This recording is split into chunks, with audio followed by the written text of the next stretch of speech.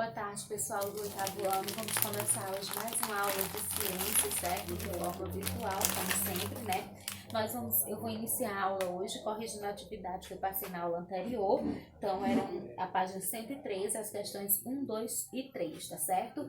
A primeira questão diz assim: ovo com casca e a placenta foram duas características importantes que surgiram durante a evolução dos animais vertebrados. A que grupo animal cada uma delas pertence e qual a importância de seu aparecimento? Ovo com casca surge na classe dos répteis e representa, entre outras características, a conquista do meio terrestre. A placenta surge nos mamíferos e garante o desenvolvimento embrionário no interior do corpo da mãe, sendo responsável pela nutrição, respiração e excreção dos descendentes, ok? Segunda questão. Os anfíbios são animais extremamente dependentes do meio aquático, principalmente na fase reprodutiva. Descreva resumidamente a reprodução desses animais. Os ovos, por serem sem casca, apenas envoltos em material gelatinoso, só se mantêm viáveis em meio aquático, onde são formados por fecundação externa. Os machos, durante a cópula, contato com a fêmea, despejam seu líquido seminal sobre um cordão gelatinoso, que envolve os óvulos, à medida que eles saem pela cloaca da fêmea. Uma vez fecundados, os ovos recebem diferentes cuidados. Em algumas espécies, eles se desenvolvem enrolados nas pernas dos machos. Em pouco tempo surgem as larvas, que no caso dos anuros, que como eu falei na outra aula são sapos e rãs, são chamados de girinos, tá certo? Terceira questão. Algumas espécies se reproduzem de forma sexuada. Entre tais espécies destacamos os vertebrados, em especial os mamíferos, as angiospermas. Com relação à reprodução sexuada, descreva como ocorre a fecundação nos mamíferos e nas angiospermas. No mamífero, a fecundação é interna e ocorre com o encontro de um gameta masculino móvel, que é o espermatozoide, e um gameta feminino óvulo, que no caso ele é fixo, imóvel, no interior do corpo da fêmea, originando o zigoto. No caso das angiospermas, a fecundação ocorre por meio de um tubo polínico que transporta dois núcleos gaméticos masculinos. O primeiro núcleo gamético encontra-se com a osfera, localizada no interior do saco embrionário, originando o zigoto. O segundo núcleo gametófago encontra-se com os dois núcleos polares do saco embrionário e origina o núcleo inicial do endosperma triploide, certo? Então, pessoal, essa é a nossa correção da atividade da aula anterior. E aí, como eu disse para vocês, esse capítulo seria trabalhado de duas formas. Então, hoje a gente vai continuar falando de reprodução sexuada. A gente vai falar da reprodução das aves, da reprodução dos mamíferos e da alternância de geração, tá certo? As aves, elas são todas ovíparas, ou seja, o desenvolvimento do embrião acontece dentro do ovo. São dioicos, são animais com sexos separados. E tem fecundação interna. Então, no caso das aves, a fecundação vai acontecer dentro do corpo da fêmea. A fecundação interna, então, acontece dentro do corpo da fêmea. E acontece quando o homem introduz os espermatozoides dentro da cloaca, que é a cloaca, como eu já disse, é uma estrutura que tanto serve para o órgão excretor, para o sistema excretor, como para o sistema reprodutor nas aves, certo? Então, todas elas vão ser ovíparas, ou seja, lembrando que os ovíparos são aqueles que se desenvolvem dentro do ovo, fora do corpo da mãe, certo?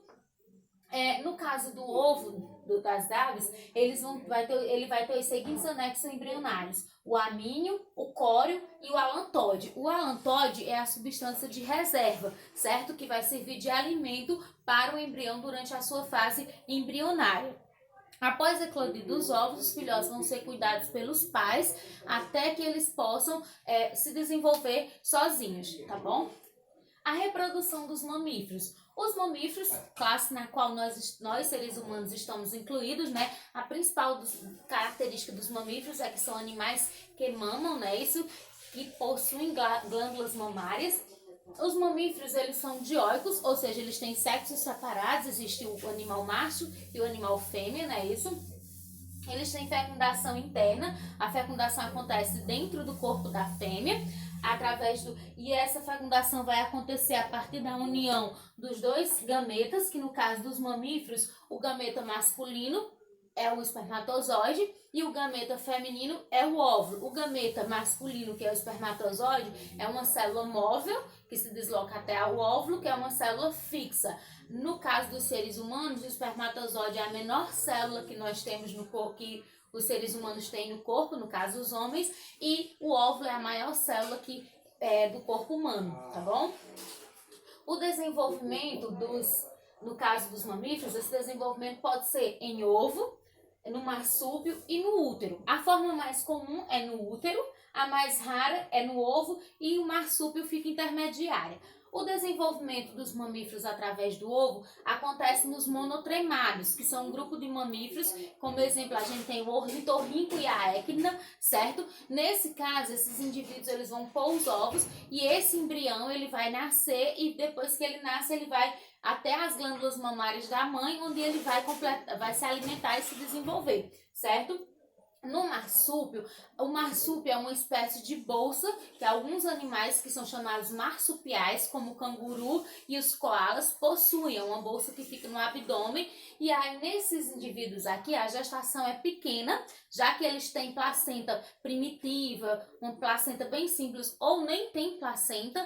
Então nesse caso, o que acontece? Os indivíduos, os filhotes, eles saem do útero, a gestação é curta e aí eles saem do útero quase que sem estar formados bem ainda e vão até o marsúpio, que é essa bolsa. Lá no marsúpio eles vão encontrar glândulas mamárias, aí eles vão começar a mamar e vão se desenvolver dentro do marsúpio até ficar numa idade, um tamanho suportável para sair para fora do marsúpio. O interessante é que eles passam, mesmo chegando o período de sair para fora do marsúpio, eles relutam e ficam vivendo um tempo, mesmo já grandinhos com seu desenvolvimento completo, mas eles gostam de ficar se escondendo, vivendo dentro dessa bolsa, que é como exemplo a gente vê os cangurus, sempre que a gente vê imagens de canguru, vê o canguru muitas vezes com seu filhote dentro da bolsa, que é o marsúpio, certo? E o desenvolvimento no útero, aí é uma gestação mais longa, que no caso dos seres humanos a gestação dura 9 meses, não é isso? E no caso dos que tem útero, a alimentação do bebê, ele é uma gestação que o filhote depende completamente da mãe. Por quê? Porque esse filhote ele vai ser alimentado através da placenta, que é o órgão que vai servir para alimentar o bebê e também para permitir a respiração desse bebê. Então ele vai se alimentar, ele vai respirar pela placenta. Então é uma gestação duradoura e completamente dependente da mãe. A metagênese ou alternância de geração. Até agora nós falamos que existem 2 tipos de reprodução. Reprodução assexuada, que a gente já viu vários tipos dela, onde qual é a principal característica? Não há presença de união dos gametas, certo? Não há gameta masculino e não há gameta feminino. E nós vimos a reprodução sexuada, que é aquela que tem a presença de gameta masculino e gameta feminino. Só que, então esses são os 2 tipos de reprodução que existem, assexuada e sexuada. Então alguns indivíduos têm reprodução assexuada, outros têm reprodução sexuada. Mas nos que têm metagênese ou alternância de geração, é um caso particular e eles vão ter as 2 formas.